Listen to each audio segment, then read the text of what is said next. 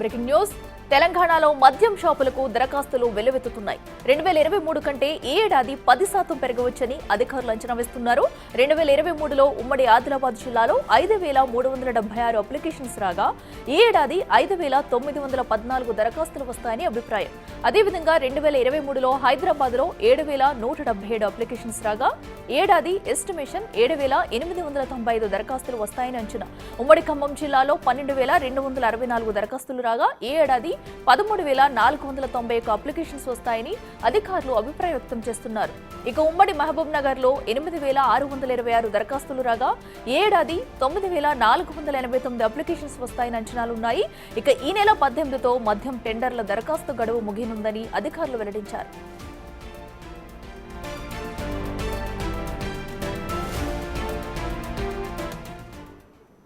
ఇదే అంశానికి సంబంధించి మరింత సమాచారం మా ప్రతినిధి సుజాత అందిస్తారే. సుజాత, చెప్పండి.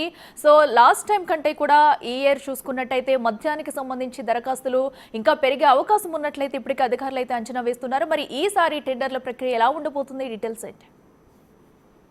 తెలంగాణ రాష్ట్రంలో మద్యం దరఖాస్తుల ప్రక్రియ కొనసాగుతుంది. రాష్ట్ర వ్యాప్తంగా ఉన్నటువంటి 10 ఉమ్మడి జిల్లాలలో గత ఏడాది కంటే ఈసారి 10% ఎక్కువగా పెరిగే అవకాశం ఉన్నట్లు అటు అధికారులు ఎస్టిమేషన్ ఇచ్చారు. ఎందుకంటే 2023లో 1,32,262 దరఖాస్తులు వచ్చాయి. అంటే గత ఏడాది 2023లో జరిగినటువంటి మద్యం టెండర్లకి కేవలము 2 లక్షల రూపాయలు మాత్రమే ఫీ ఉంది. దాని 3 లక్షలు ఉన్నప్పటికీ కాంపిటీషన్ ఎక్కువగా ఉండే అవకాశం ఉంటుంది. ఇప్పటికీ ఉమ్మడి జిల్లాలుగా అన్ని ప్రాంతాల్లో కూడా మద్యం టెండర్ సంబంధించి ప్రక్రియ కొనసాగుతుంది. ఎక్కడైతే ఏ జిల్లాలలో గతంలో ఎక్కువ దరఖాస్తులు వస్తాయో ఈసారి అప్పటి నుంచి వస్తాయని చెప్పి అధికారులు భావిస్తున్నారు. చివరి 2 రోజులు చాలా కీలకము. సెప్టెంబర్లో రిలీజ్ చేసినటువంటి ఈ దరఖాస్తులని ఈ నెల 18వ తారీఖున ముగుస్తుంది కాబట్టి 17, 10 తారీఖుల్లో ఎక్కువ శాతము దరఖాస్తులు వచ్చే అవకాశం ఉన్నట్లుగా ముందుగా అధికారులు భావిస్తున్నారు. చాలా వరకు ఆయా జిల్లాలకు సంబంధించినటువంటి ఆఫీసుల్లో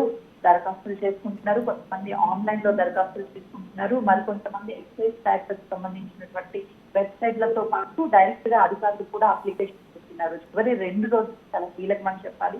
ఎందుకనంటే ఏ జిల్లాలలో ఎంతమంది అప్లికేషన్స్ వేశారు, ఎక్కడైతే తక్కువగా వేశారో ఆయా జిల్లాలలో ఆ పరిధిలోనే చివరి రోజు అప్లికేషన్స్ ఎక్కువ వేస్తే టెండర్లు దక్కించుకోవచ్చన్న ఆశాభావంతోనే వ్యాపారస్తులంతా కూడా ఆ 2 రోజుల్లోనే ఎక్కువగా టెండర్స్ వేస్తూ ఉంటారు. అయితే ఈసారి జరిగేటువంటి ఈ టెండర్స్ కి సంబంధించి చాలా వరకు వ్యాపారస్తులు కావచ్చు, అదేవిధంగా చిన్న చిన్న వ్యాపారస్తులు కూడా ఈ మద్యం దరఖాస్తులు చేస్తున్నారు. ఖచ్చితంగా ఈ మద్యం దుకాణాలు కానీ వస్తే అధిక లాభాలు రావడంతో పాటు ఎక్కువగా గత ఏడాదితో పోలిస్తే 2023తో పోల్చినా ఇప్పుడైనా ఉమ్మడి రంగారెడ్డి జిల్లాలలోనే ఎక్కువ అప్లికేషన్స్ ఉండవడంతో పాటు ఎక్కువ స్టాకులు కూడా ఉమ్మడి రంగారెడ్డిలోనే ఉన్నాయి కాబట్టి ఎక్కువ దరఖాస్తులు అనేవి అక్కడికి వస్తాయి.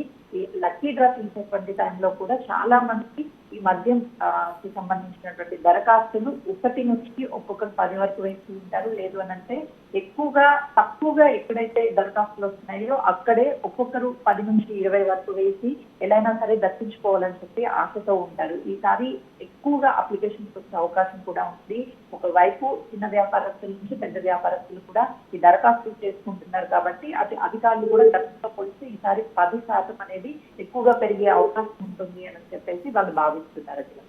Right Sujatha, thank you. So ఏదైతే తెలంగాణలో కూడా అటు మద్యం టెండర్లకు సంబంధించి దరఖాస్తులు అయితే వెలువడుతున్నాయి. అయితే గతంతో పోల్చుకుంటే ఏడాది సుమారుగా 10% అయితే వీటి దరఖాస్తులు పెంచింది. అయితే దీనికి సంబంధించి కూడా ఉమ్మడి రంగారెడ్డి జిల్లాలో అత్యధికంగా దీనికి దరఖాస్తులు అయితే వెలువడే అవకాశం అయితే కనిపిస్తుంది.